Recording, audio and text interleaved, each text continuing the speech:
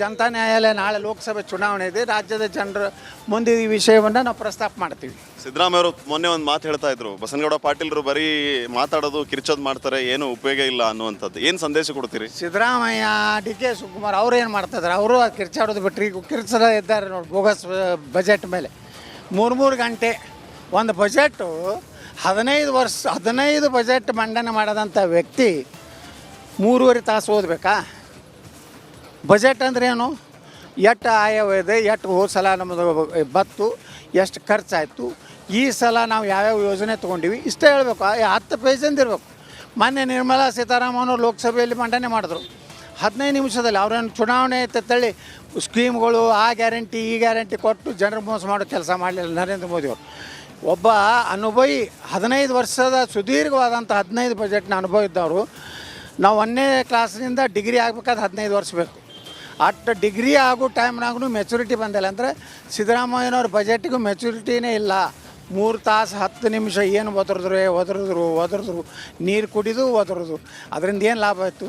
ಸಣ್ಣ ಪರಿಶೀಲಿಸಲಾಗೋದು, ಗಂಭೀರವಾಗಿ ಚಿಂತನೆ ಮಾಡಲಾಗೋದು, ಇಂಥವೆಲ್ಲ ಆ ಬಜೆಟನ್ನು ನೋಡಿಬಿಟ್ರೆ ಅದರಲ್ಲಿ ಏನೂ ಇಲ್ಲ. ನೀರಾವರಿದಿಲ್ಲ, ಶಿಕ್ಷಣದಿಲ್ಲ, ಬರೀ ಅಲ್ಪಸಂಖ್ಯಾತರ ತುಷ್ಟೀಕರಣ ಬಿಟ್ಟರೆ ಈ ಬಜೆಟ್ನಲ್ಲಿ ಏನೂ ಇಲ್ಲ.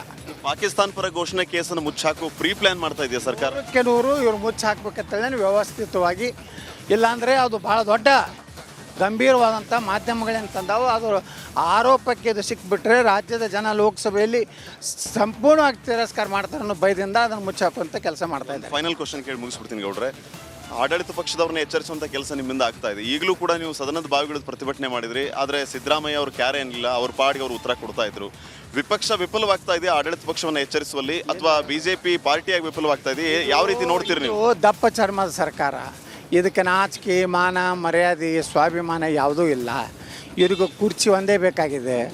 ಇಂಥವ್ರು ಇದ್ದಾಗ ನಮ್ಮ ಜವಾಬ್ದಾರಿ ಏನಿದೆ, ವಿರೋಧ ಪಕ್ಷದ ನಾವು ಮಾಡ್ತಾಯಿದ್ದೀವಿ. ನಾವು ಎಲ್ಲಿಯೂ ವಿಫಲ ಆಗಿಲ್ಲ. ಇಷ್ಟು ಗಟ್ಟಿಯಾಗಿ ನಮ್ಮ ಅಶೋಕ್ ಅವ್ರ ನೇತೃತ್ವದಲ್ಲಿ ಎಲ್ಲರೂ ಒಕ್ಕಟ್ಟಾಗಿ ಯಾವುದೇ ವಿಧಾನಸಭೆಯೊಳಗೆ ಯಾವುದೇ ರೀತಿಯ ಭಿನ್ನ ಸ್ವರ ಇರಲಾರ್ದೇ ನಾವು ಮಾಡ್ತಾಯಿದ್ದೀವಿ. ರಾಜ್ಯಾದ್ಯಂತ ಭೀಕರ ಬರಗಾಲ ಒಂದೆಡೆ ಆದರೆ ಇನ್ನು ಹಾವೇರಿ ಜಿಲ್ಲೆಯಲ್ಲೂ ಕೂಡ ಬರಗಾಲಕ್ಕೆ ಕಡಿಮೆ ಇಲ್ಲ ಅಂತ ಹೇಳ್ಬೋದು. ನೀರಿನ ಗುಣಮಟ್ಟ ಕಡಿಮೆ ಆಗೋದ್ರಲ್ಲಿ ಬೆಳಗಾವನ್ನು ಹೊರತುಪಡಿಸಿದರೆ ಹಾವೇರಿ ಕೂಡ 2ನೇ ಸ್ಥಾನದಲ್ಲಿರುವಂಥದ್ದು. ನಾನಿವತ್ತು ಹಾವೇರಿ ಜಿಲ್ಲೆಯ ವರ್ಧಾ ನದಿ ತಟದಲ್ಲಿರ್ತಕ್ಕಂಥದ್ದು. ವರ್ಧಾ ನದಿ ಕೂಡ ಸಂಪೂರ್ಣವಾಗಿ ಬತ್ತಿ ಹೋಗಿದೆ ಅಂತ ಹೇಳ್ಬೋದು. ಇದು ವರ್ಧಾ ನದಿಯ ತಟ ಅಂತ ಹೇಳ್ಬೋದು. ಇಲ್ಲಿ ಸಂಪೂರ್ಣವಾಗಿದೀಗ ಮಳೆ ಇಲ್ಲದೆ ಬರಗಾಲಕ್ಕೆ ತುತ್ತಾಗಿ ಬಿಸಿಲಿನ ಬೆಗ್ಗಿಗೆ ವರ್ಧಾ ನದಿ ಸಂಪೂರ್ಣವಾಗಿ ಇದೀಗ ಬರಿದಾಗಿರುವಂಥದ್ದು. ನೋಡ್ತಾ ಇರ್ಬೋದು ದೃಶ್ಯದಲ್ಲಿ ಅಳಿದುಳಿದ ನೀರನ್ನು ಏನು ರೈತರು ಬೋರ್ವೆಲ್ಗಳನ್ನು ಅಂದರೆ ಬೋರ್ಗಳ ಮಿಷನ್ಗಳನ್ನು ಬಳಕೆ ಮಾಡಿಕೊಂಡು ನೀರನ್ನು ತುಂಬುವುದರ ಮುಖಾಂತರ ಇದೀಗ ಒಂದು ಲೆಕ್ಕದಲ್ಲಿ ಅಂದರೆ ಒಳ್ಳೆ ಅಳಿದುಳಿದ ಬೆಳೆನ ಉಳಿಸ್ಕೊಳ್ಳಿಕ್ಕೆ ಅಳಿದುಳಿದ ನೀರನ್ನು ಬಳಕೆ ಮಾಡ್ಕೊಳ್ತಾ ಇರುವಂಥದ್ದು.